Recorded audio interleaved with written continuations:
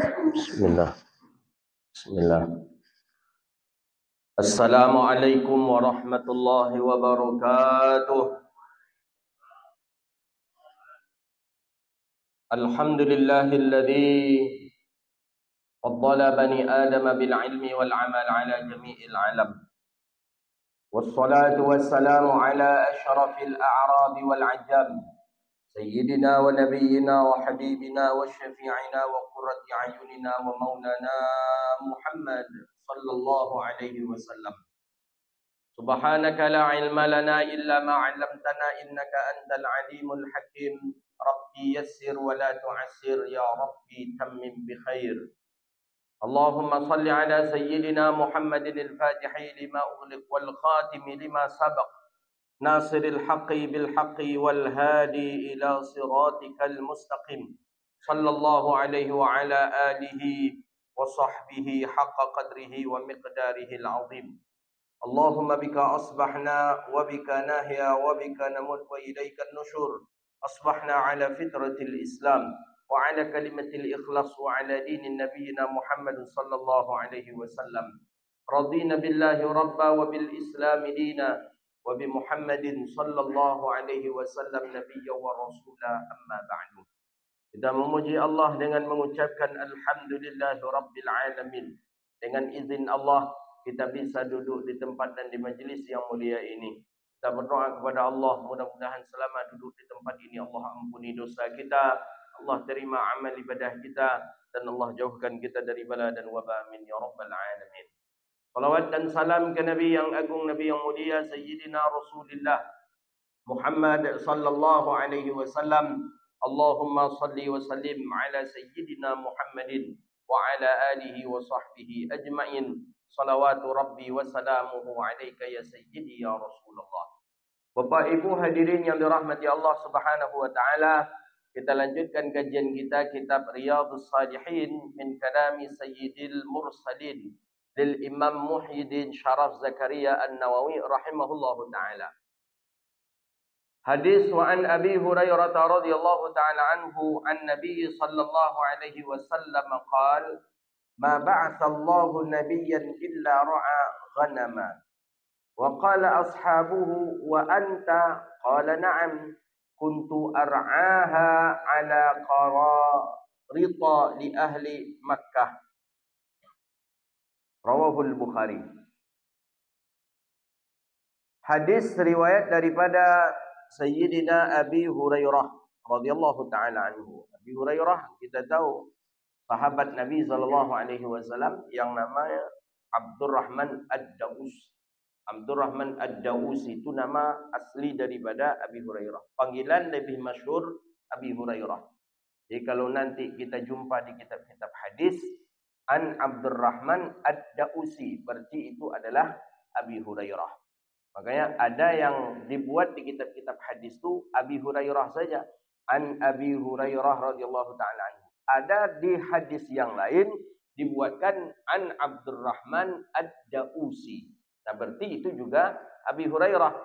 Maka kita jangan salah, jangan kita bedakan pula nanti. Oh, ini Abi Hurairah, di situ Abdurrahman. Padahal nama Abi Hurairah itu adalah Abdurrahman Ad-Daus. Daus dari suku Daus yang ada di Yaman, pedalaman Yaman, Dausi. Disitulah Abi Hurairah dilahirkan. Abi Hurairah di antara orang yang mendapatkan keberkahan. Maka memang berkah itu yang paling penting di dunia ini. Kalau banyak harta tak berkah, tak ada gunanya. Ilmu pun banyak, tak berkah, tak juga ada gunanya. Kawan banyak, tak juga berkah, tak ada gunanya. Tapi keseluruhan itu dengan adanya berkahlah maka berguna dan bermanfaat untuk kita. Walau ilmu sedikit tapi berkah. Walaupun harta sedikit tapi berkah. Ya, keberkahan itulah yang akan kita inginkan di dunia ini. Jadi Abi Hurairah berkah dari Rasulullah cuma lewat susu saja. Lewat susu. Bagaimana hadis sahih itu? Lewat susu. Ketika Abi Hurairah ya, di zaman Rasulullah makan payah makan. Bahkan pernah kita baca riwayat hadis, Nabi pernah dengan sahabat balik dari medan perang, tidak ada yang akan dimakan. Akhirnya Nabi dengan sahabat memakan dedaunan. Akhirnya apa? kotoran yang keluar daripada para sahabat baginda Nabi sallallahu alaihi wasallam itu pas seperti kotoran kambing, bulat kecil-kecil. Itu tandanya memakan makanan yang hampir sama dengan kambing tadi. Nah, hadis sudah kita riwayatkan sebelumnya. Susah makan, susah sekali makan. Nah, jadi Abi Hurairah sehari tak makan, 2 hari tak makan. Abi Hurairah mulai keluar masjid, berharap ada orang yang mengajaknya untuk ke rumahnya untuk makan. Lewat satu ndak juga, lewat satu dia mungkin hampir rata-rata lah kehidupan di zaman itu, di saat itu. Lewat juga tak ada, lewat juga. Akhirnya Abi Hurairah ini biasanya orang kalau hatinya senang, hatinya gembira, rasa lapar tu agak kurang daripada perasaannya. Jadi rasa sakit, rasa lapar tu agak hilang kalau orang tu sedang kenyang, sedang senang. Jadi walhasil lewatlah Abu Bakar, di stop Abu Bakar oleh Abi Hurairah. Ya Abu Bakar, tolong berikan aku satu hadis yang aku belum pernah mendengarnya selama ini. Karena Abu Bakar pun sibuk, Abu Bakar tak layani Abi Hurairah. Kata Abu Bakar, ya aku punya kesibukan yang lain, nanti saja. Okey, ni perut lapar nih, lewat Sayyidina Umar. Jadi kalau Abi Hurairah tu dapat satu hadis saja, insya-Allah bisa kenyanglah satu hari gitu. Saking senangnya hatinya dapat hadis Nabi SAW. Lewat Sayyidina Umar begitu juga. Di stop Sayyidina Umar. Ya Umar, ceritakan kepada aku satu hadis yang aku tidak pernah mendengarnya selama ini. Ya Umar karena sibuk, Umar katakan, nanti aja. Aku banyak memiliki pekerjaan yang lain, nanti setelah ini baru. Nah, ini perut lapar nih. Nabi keluar daripada rumah Nabi kan di samping masjid. Nampaklah Abi Hurairah dalam keadaan di luar masjid menunggu orang yang lewat. Nabi sudah tahu, Nabi perasan ni Abi Hurairah tanda ni lapar nih, ini sedang lapar. Akhirnya Nabi SAW panggil Abi Hurairah. Abi Hurairah kemudian datang ke rumah. Nah, Nabi SAW mengeluarkan susu satu mangkok. Jadi ada susu satu mangkok. Jadi satu mangkok kecil, tak besar juga. Kata Nabi SAW, hai Abi Hurairah, ya Abahir, ini ada susu satu mangkok. Tapi kata Nabi apa? Ud'u syuhada. Panggil kawan-kawan kamu yang di Sufah. Kan Abi Hurairah di Sufah tinggal. Ada sekitar 76 orang itu. 76 orang yang tinggal di Sufah. Panggil dia untuk datang ke sini, kata Rasulullah sallallahu alaihi wasallam. Abi Hurairah laruk itu untuk inyo. Rupa disuruh pula mau kawan. Kawan kok banyak pula. 76 orang. Sedangkan susu cuma satu mangkok. Kok bahaya kan, takkan mungkin dapat kan. Jadi dia antri lah. Antri masing-masing isyraq. Minum. Abi Hurairah belum dapat minum. Minum kata Rasulullah. Minum satu teguk. Minum satu teguk. Minum. Mestinya susu yang satu mangkok tu diminum walaupun cuma satu teguk seorang, itu cuma bisanya sekitar 15 orang. Ini sudah 20 orang, 25 orang. Abi Hurairah mulai cemas. Tengok, tak berkurang-kurang susu tadi. Tak berkurang susu yang satu mangkok. Diminum tambah lagi. Fulan. Sampai dah selesai minum, ini susu masih ada. Masih ada susu itu. Abi Hurairah lah yang paling akhir. Mestinya awak yang membawa kawan, tentu awak yang dulu. Rupanya tak jelok kalau gitu dulu. Walaupun kita yang punya kita yang menentukan pertama kali. Kata Nabi, apakah Abi Hurairah? Isyrab. Minum. Diminum oleh Abi Hurairah.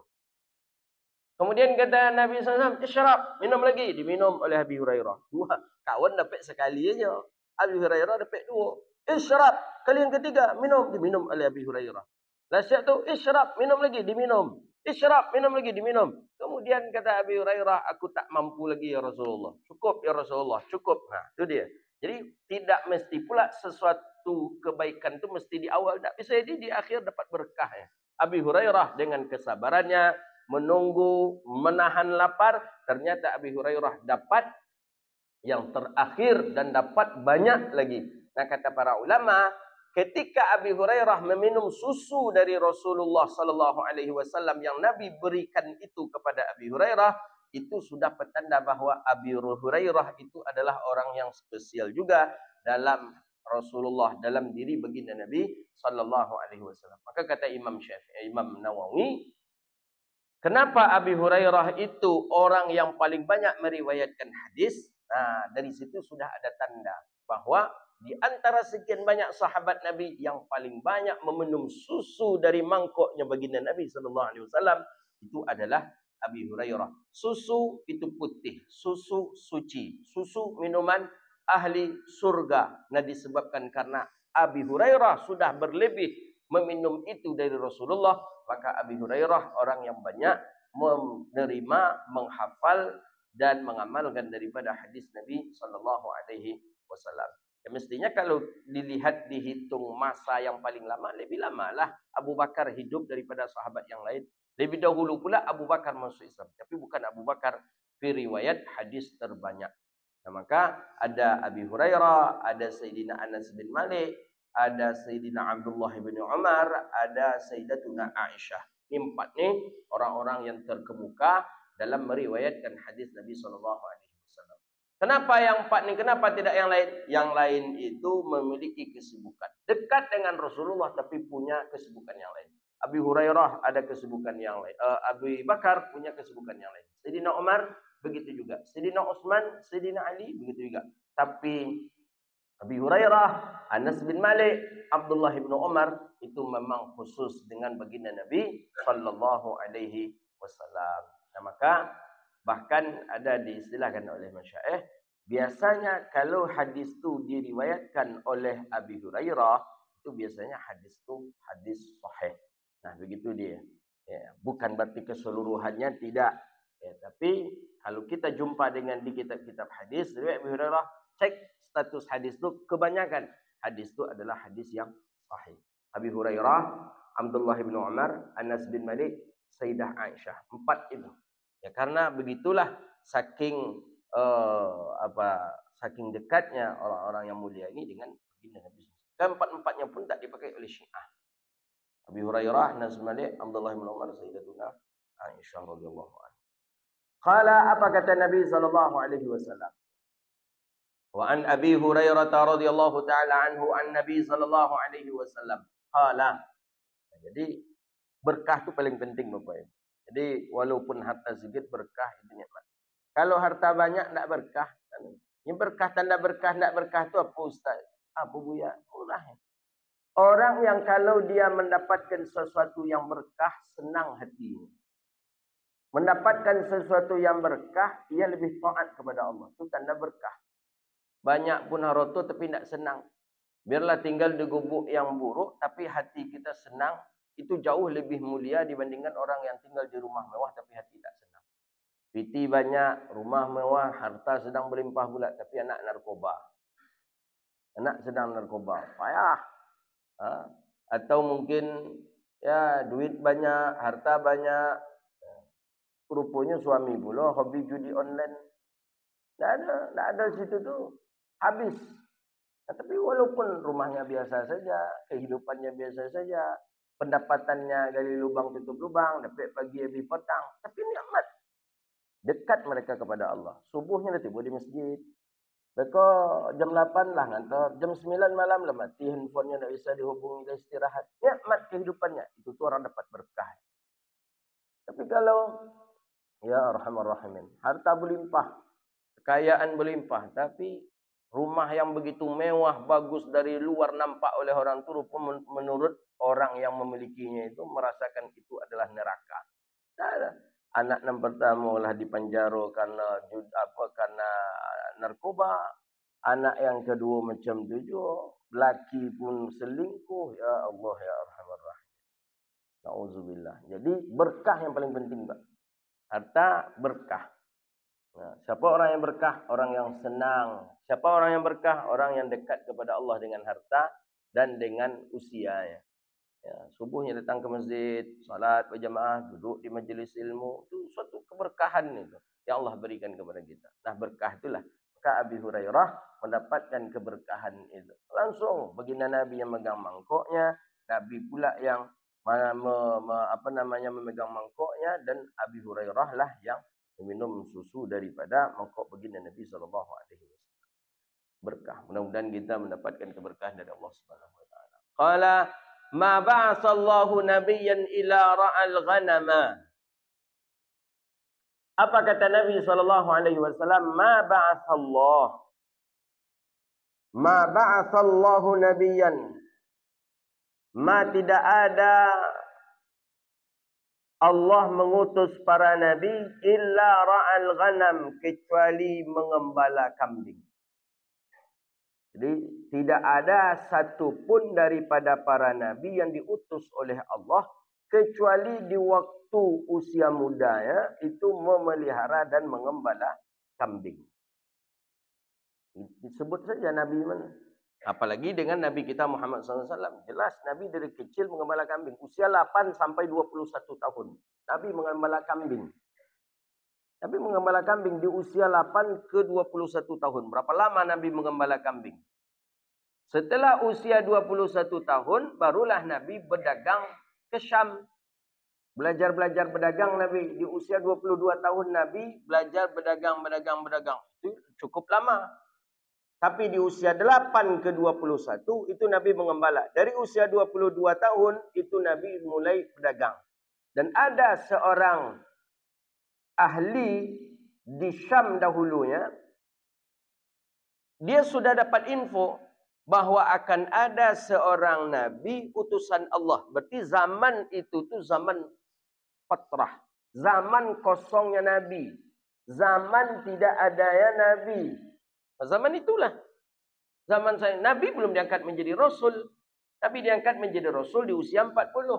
Jadi ada orang hebat itu. Dia jumpa di kitab-kitab. Dia jumpa. Dengar dia daripada orang-orang hebat dahulu. Akan ada seorang Nabi yang akan datang ke bumi ini. Utusan Allah. Akhlaknya bagus. Akhlaknya baik. Dan ia memiliki ciri-ciri dan tanda-tanda begini.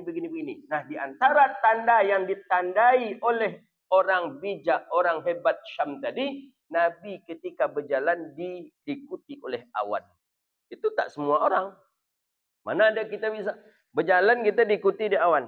Berhenti Nabi berhenti pula awan tadi. Awan ingin meneduhkan memberikan perlindungan kepada Rasulullah SAW. Nabi berjalan, jalan pula awan. Berjalan. Nabi berhenti pula. Nampak oleh laki-laki orang Syam tadi.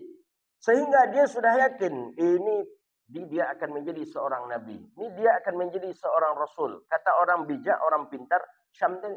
Sampai ketika Nabi berjual beli macam tiga. Orangnya jujur, orangnya baik. Banyaklah tanda-tanda kenabian yang pernah ia dengar dari orang-orang sebelumnya. Dan ia baca dari kitab-kitab sebelumnya. Ada tanda-tanda kenabian itu pada diri Nabi Muhammad. Sehingga tercaplah oleh dirinya. Apa?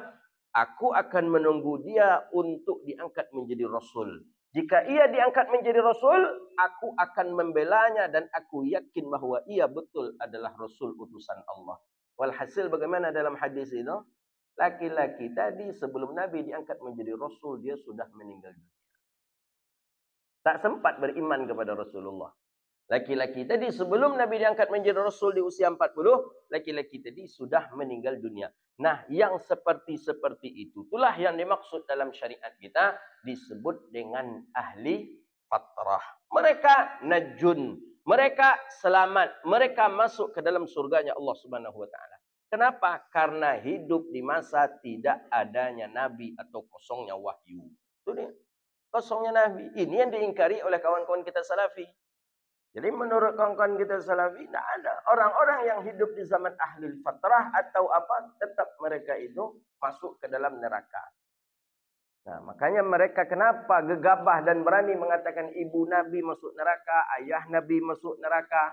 Kenapa mereka gegabah seperti itu? Ya karena mereka mengatakan ayah Nabi musyrik. Mereka mengatakan ibu Nabi musyrik. Padahal kalau dalam ahlu sunnah wal jamaah, itu sudah dijawab oleh Allah dalam Al-Quran. Wa ma kunna mu'adzibina hatta nab'atha rasula. Wa ma kunna mu'adzibin. Dalam surah apa itu? Surah Al-Isra. Wa ma kunna mu'adzibina hatta nab'atha rasula. Tidak akan aku azab suatu kaum sampai diturunkan seorang rasul ke dalam kaum itu. Jadi, adakah Nabi, adakah Rasul di saat ayah ibu Nabi hidup? Enggak. Ayah Nabi meninggal dunia, Nabi mesti dalam kandungan. Ibu Nabi meninggal dunia, Nabi usia 6 tahun. Belum Nabi diangkat menjadi Rasul. Meninggal dia. Sama dengan orang pintar yang dari Syam tadi. maka orang ini digolongkan dengan najun. Mereka itu selamat dan masuk ke dalam surga Allah Subhanahu wa taala. Ini yang paling besar perselisihan perbedaan antara kita dengan kawan-kawan kita Wahaboy. Jadi jangan kira tak ada perbedaan kita. Dia kan Muslim, betul, tapi dia terlampau lancang. Apa lancangnya? Mereka katakan ayah mak Nabi masuk neraka. Menurut kita ahli sunnah wal jamaah hendak pembelaan betul terhadap ibu bapa Rasulullah sallallahu alaihi wasallam. Nah, itu dia. Jadi yang orang pintar dari Syam tadi tidak sempat beriman kepada Rasulullah dan ia pun sudah wafat. Ia pun sudah meninggal dunia. Nah, maka orang-orang yang seperti ini disebut dengan ahlul fatrah atau orang-orang yang berada di kosongnya Nabi dan wahyu. Abu Jahal, Abu Lahab, kenapa? Abu Jahal, Abu Lahab beda. Abu Jahal, Abu Lahab kenapa diazab oleh Allah? Nabi sudah hidup, Nabi diangkat menjadi Rasul, tapi dia tidak beriman ke Nabi. Beda. Abu Jahal, Abu Lahab itu Nabi sudah diangkat menjadi Rasul, dia lawan. Nabi diangkat menjadi Rasul, akan dia bunuhnya. Makanya Abu Jahal, Abu Lahab diazab oleh Allah Subhanahu wa taala. Jadi bedakan. Ada pula orang membandingkan kalau begitu Abu Jahal, Abu Lahab masuk surga. Enggak, itu beda kasus. Abu Jahal, Abu Lahab itu enggak bisa. Itu dialah dah menjadi Nabi dan diangkat menjadi Rasul. Dia tidak beriman kepada Nabi. Abu Jahal, Abu Lahab, itu dua bucik lainnya. Sama aja itu. Nah, jadi Nabi memelihara seluruh Nabi kata Rasulullah SAW itu memelihara ganam. Qala ashabuh, berkata sahabatnya, anta ya Rasulullah, engkau pun seperti itu ya Rasulullah. Qala na'am. Jadi kata Nabi SAW, qala na'am. Kata Rasulullah SAW, ya, aku pun mengembala kata Nabi. Kuntu ar'aha ala qarari tali ahli Makkah.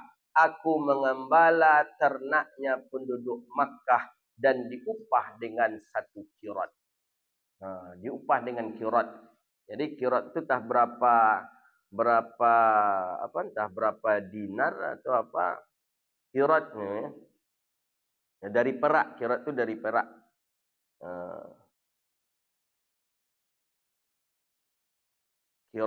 Kiraratain, beberapa kirat mata uang daripada perak. Kalau daripada emas, dirham, dinar dan dirham. Ini ada daripada perak itu kirat.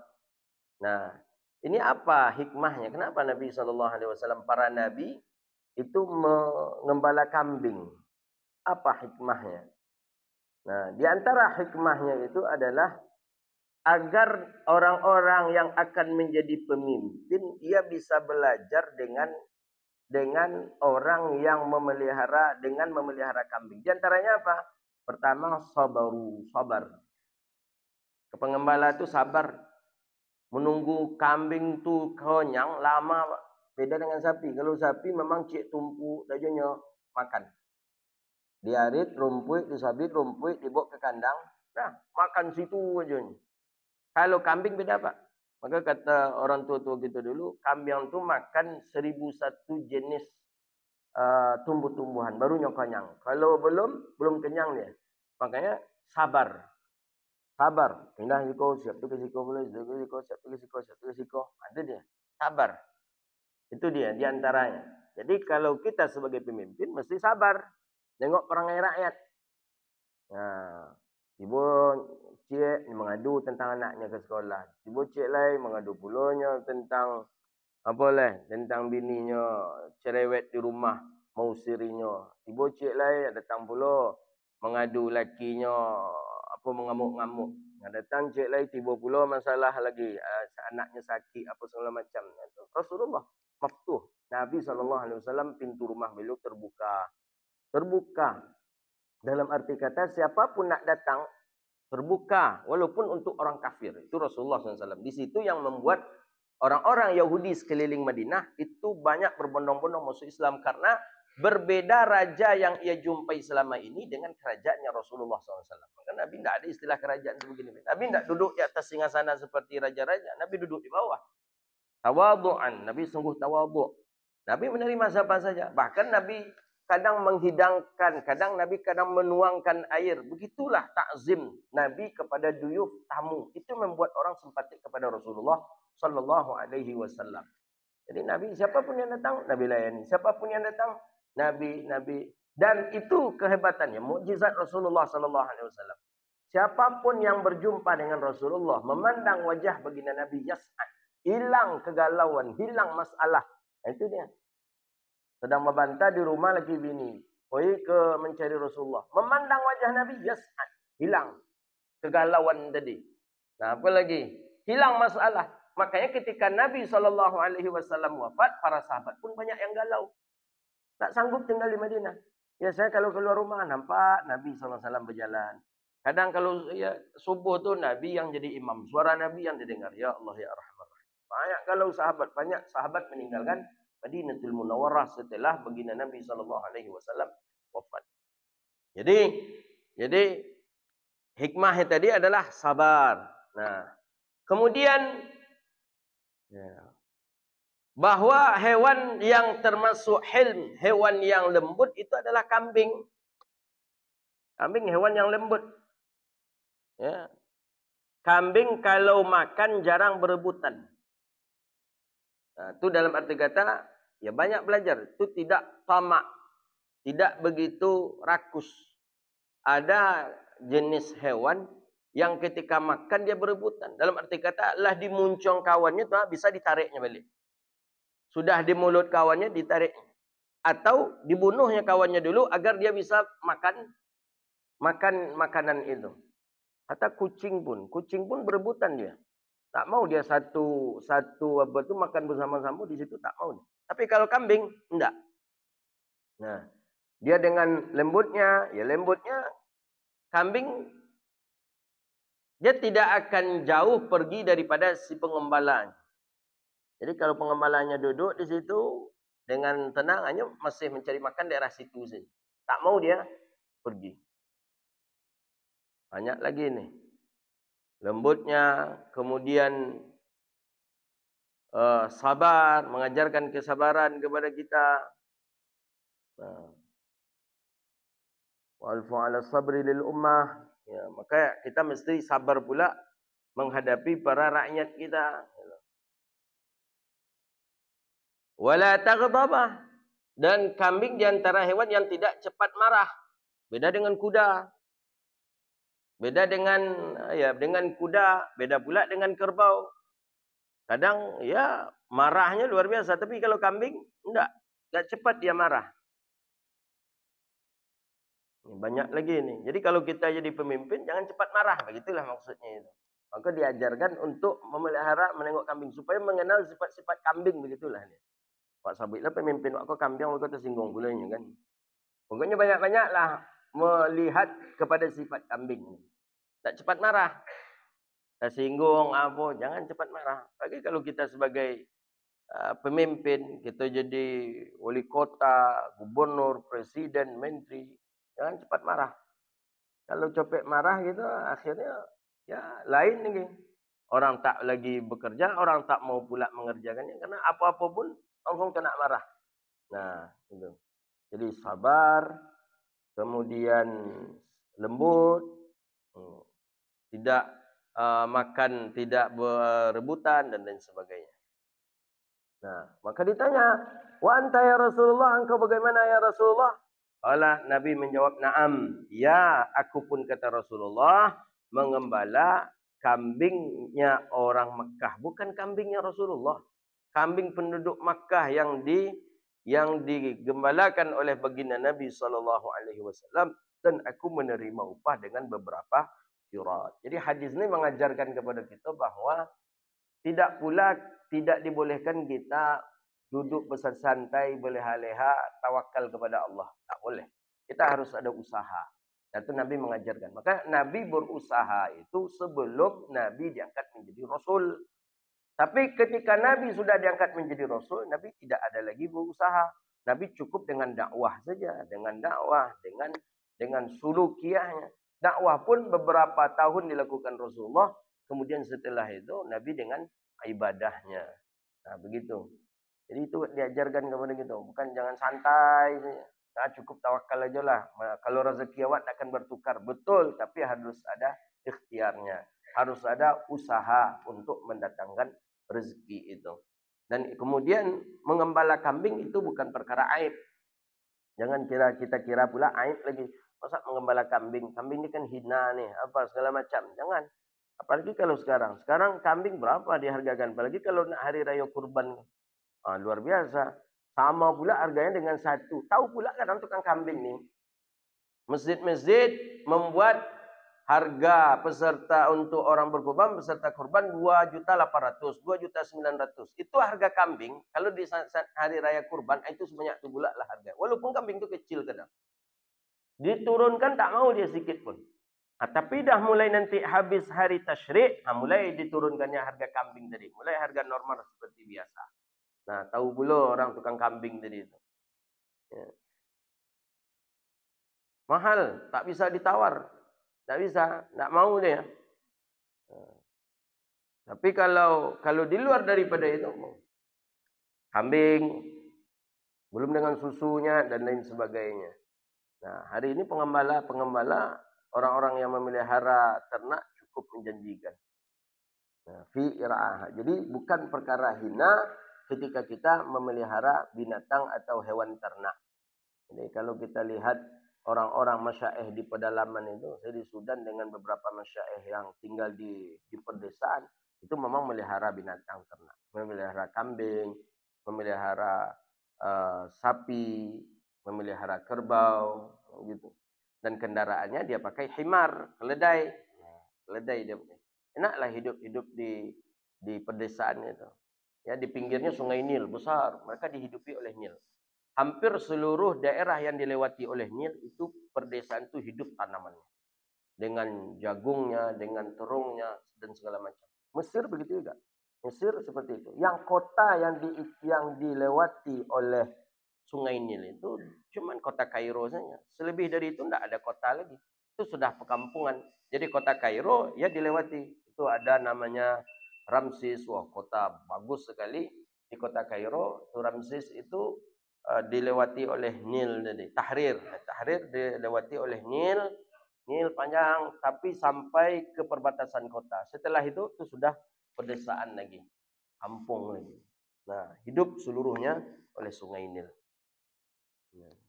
Jadi bukan perkara aib, perkara hina kalau kita ngarit rumput, memelihara kambing, memelihara ternak, tidak lain. Itu adalah pekerjaan daripada para nabi sebelum diangkat menjadi rasul. Jadi nabi setelah diangkat jadi rasul tak ada lagi usaha. Jadi nabi mengembala, setelah mengembala di usia 21 tahun, nabi sekolah ekonomi. Itulah berdagang. Nah, kuliahnya lah kalau gini. Itulah berdagang. Lama Nabi berdagang. Berapa lama tuh? Sampai di usia 40 tahun. Usia 25 tahun Nabi menikah, terus berlanjut. Belum diangkat menjadi Rasul sallallahu alaihi wasallam. Nabi diangkat menjadi Rasul sampai di usia 40. 40 tahun barulah Nabi diangkat menjadi Rasul. Jadi beternak, kemudian Nabi sekolah ekonomi, berdagang. Nah, itu Rasulullah sallallahu alaihi wasallam. Cara berjual beli, cara berbisnis, cara mendapatkan uang, mendapatkan langganan dan lain sebagainya, itu sudah dipelajari oleh baginda Nabi sallallahu alaihi wasallam. Kemudian berikutnya lanjutkan daripada hadisnya, qala min khairi ma'asyin nasi lahum rajulun mumsiku inana farasihi fi sabilillah. Kita hidup di akhir zaman ni, orang yang paling baik daripada mereka, seseorang yang ketika ia memegang tali kudanya, kemudian ia melompat naik ke atas kudanya untuk jihad fi sabilillah. Dia yakin di atas punggung kudanya itu semakin terdengar ia kalimat-kalimat perang, semakin terdengar oleh dia kalimat-kalimat jihad, maka semakin semangat ia untuk berperang. Semakin semangat ia untuk menjumpai kematiannya. Nah, orang itulah yang terbaik hidup di saatnya. Ya, kalau kita hari ini ada, orang itulah yang terbaik. Nah, kita hari ini belum sampai ke makam ini. Aw rajulun fi ghanimatin fi ra'si syafa'ati min hadhihi syaf. Atau ada orang yang dia hidup di atas gunung dengan kambingnya tadi. Dia hidup dengan kambing itu saja. apapun yang ia lakukan, ya dia cuman makan, minum segala macam, dia dengan binatang ternaknya. Hidup di gunung, terasing daripada manusia, dan tapi mereka itu tetap yuqimus shalah, dia mendirikan salat, wa yutiyaz zakah, dia bayar zakat kalau pas ada zakatnya, wa ya'budu rabbah hatta ya'tiyahul yakin, dia menyembah Allah sampai datang kematian. Laisa minan nasi fi syai'in illa bil khair. Tidak adalah manusia melakukan itu kecuali orang-orang yang mendapatkan kebaikan saja.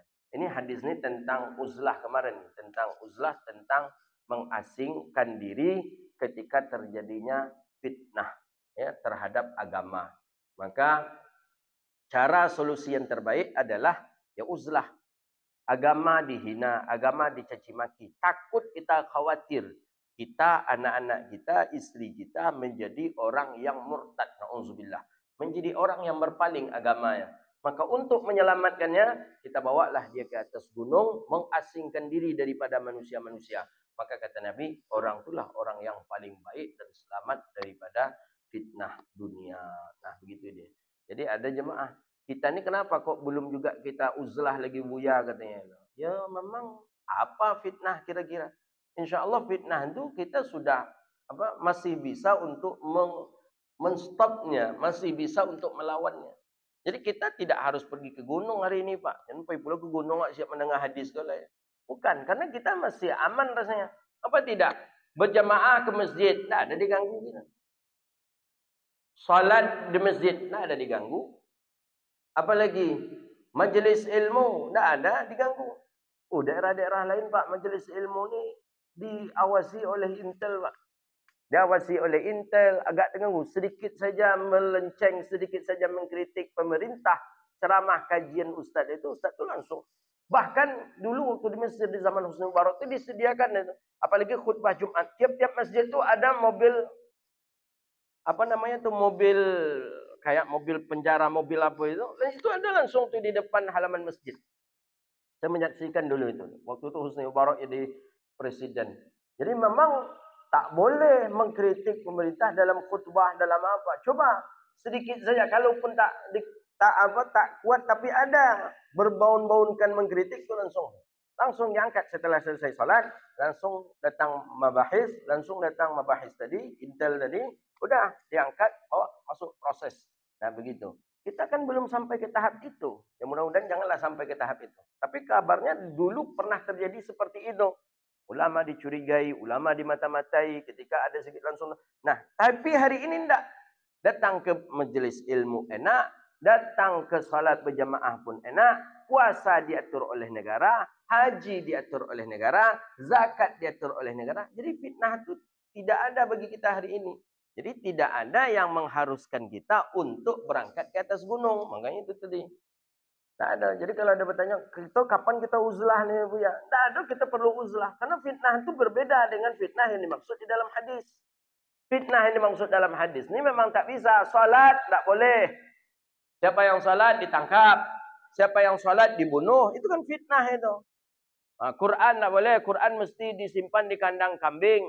Quran mesti disimpan di kandang ayam. Dulu di zaman di Turki di zaman Kemal Atatürk itu kan seperti itu.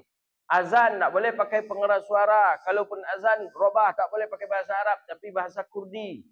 Itu kan sudah fitnah. Nah, keadaan seperti itulah dimaksud dalam hadis.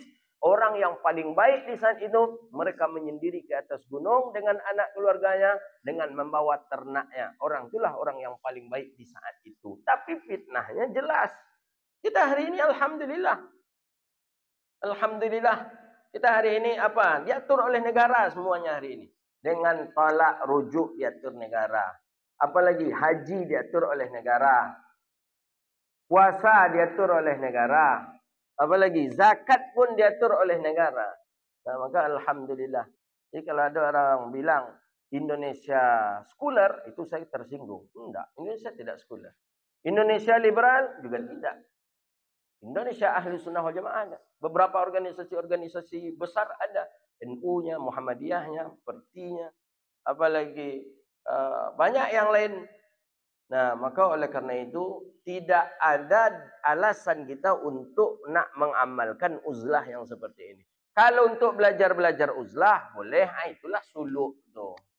Sekali setahun coba di Ramadan suluk. Tinggalkan handphone, tinggalkan keluarga, tinggalkan yang kita cintai. Agak 30 hari jadilah. Ya, biasanya kalau orang yang kalau hubud dunia masih tinggi agak susah. 30 hari, 20 hari. Kalau enggak 10 hari. Nah, kalau enggak kata Ustaz Somad ambil yang ekspresnya 3 hari kan ni. Tapi belum ada suluk 3 hari lagi. Tapi mana tahu diizinkan oleh mursyid 3 hari. 3 hari saja kita berpuasa, tidak menggunakan handphone, tidak dengan makan makanan yang nikmat dan segala macamnya. Dicoba untuk melatih diri yang seperti itu. Itu sudah uzlah yang baik juga mestinya di zaman kita hari ini. Maka ya bagus sekali di Aceh, di Jawa, di Sumatera ini orang-orang kalau Ramadan suluk, berkhalwat, dia tinggalkan sedikit sementara dunianya. Itu Masya Allah. Orang-orang tu kita ya salutlah dengan mereka. Ya, dengan ibadahnya, dengan menjaga wuduknya. Ya, dia meninggalkan kecintaan dunia walaupun 20 hari itu sudah luar biasa itu. Nah, mungkin kita belajar keuzlah yang seperti itulah. Ya, mungkin tak mampu kita 40 hari langsung, 10 hari mesti kita coba beruzlah. Ya, mungkin kalau dalam dunia tabliknya ada khurud namanya.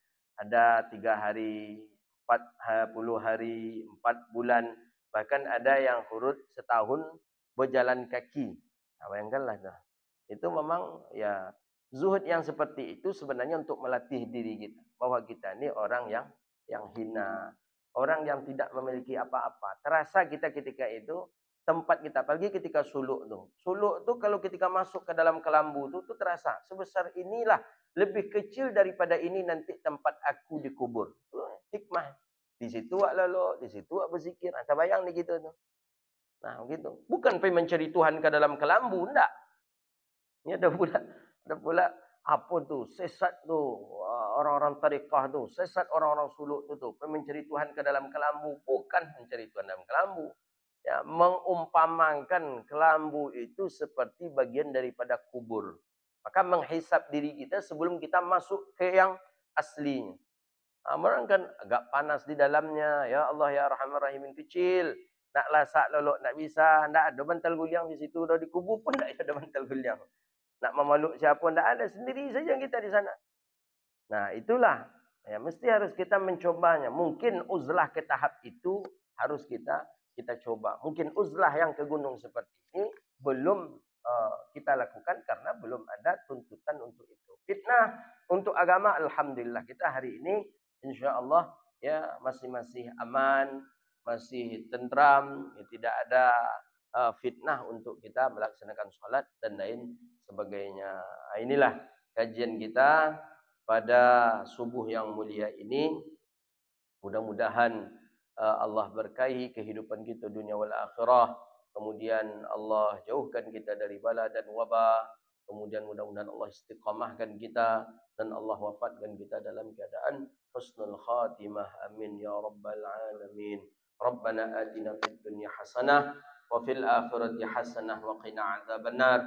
Allahumma faqihna fid din wa 'allimna ta'wil wahdina ila siratikal mustaqim. Rabbana innana amanna اغفر لنا ذنوبنا وكفر عنا سيئاتنا وتوفنا مع الأبرار يا عالم السر منا لا تهتك ستر عنا وعافنا واعف عنا وكلنا حيث كنا يا عالم السر منا لا تهتك ستر عنا وعافنا واعف عنا وكلنا حيث كنا ربنا آتنا في الدنيا حسنة وفي الآخرة حسنة وقنا عذاب النار اللهم اختم لنا يا الله بحسن الخاتمة ولا تختم علينا يا الله بسوء الخاتمة وصلى الله على سيدنا محمد وعلى آله وصحبه أجمعين سبحان ربك رب العزة عما يصفون والسلام على المرسلين والحمد لله رب العالمين. Demikian terima kasih wabillahi taufiq wal hidayah wal ridha wal inayah. Wassalamualaikum warahmatullahi wabarakatuh.